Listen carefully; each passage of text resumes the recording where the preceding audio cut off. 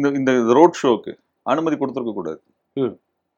ஏன்னா நீங்க 10,000 பேர் திரள்றதா சொல்லியிருக்கிறாங்க. ஆனா 30,000 பேர் வந்ததா சொல்றாங்க. 27,000 பேர் காவல்துறை சொல்லுது. 27,000 30,000 பேர் காவல்துறை சொல்லுதுன்னா அவ்வளோ பேர் திரள ஆரம்பிக்கிறதுக்கு அனுமதிச்சிருக்க கூடாது. ம். மறிச்சிருக்கணும். விஜய் பேச விட்டுறக்கூடாது. ம். அங்க போய் வண்டியை உள்ள போய் நிறுத்துறதுக்கு அலோவ் பண்ணிருக்க கூடாது.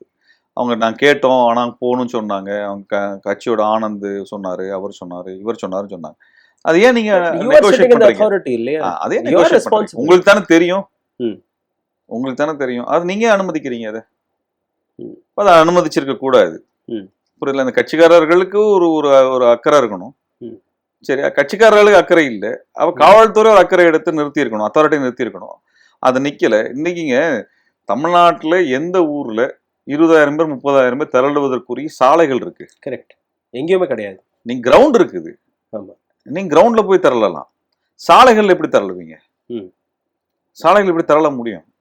இப்போ நீங்க சாலைகள் திரள்றீங்கன்னு வச்சுட்டேன்னா கூட இந்த கரூர்ல அந்த இடத்துல அவங்க சொல்லக்கூடிய சாலைகளை திரண்டா என்ன இருக்கும்னா, சேலத்துக்கு போற போக்குவரத்து, நாமக்கல் போற போக்குவரத்து, திண்டுக்கல் போறது, மதுரை போறது, திருச்சி போறது எல்லாமே தடைபட்டிருக்கும். ம். கோவை, திருப்பூர் எல்லா பகுதியும் ஒரு மைய நகரம் அது. ம். எல்லாமே தடைப்பட்டா யார் பாதிக்கப்படுவாங்க? வெகு மக்கள் பாதிக்கப்படுவாங்க. கூட்டம் தேங்க ஆரம்பிக்கும். ம். இத்தனை சிரமத்தையும் கொடுத்து ஒரு கட்சி வந்து கூட்டம் நடத்தணுமா?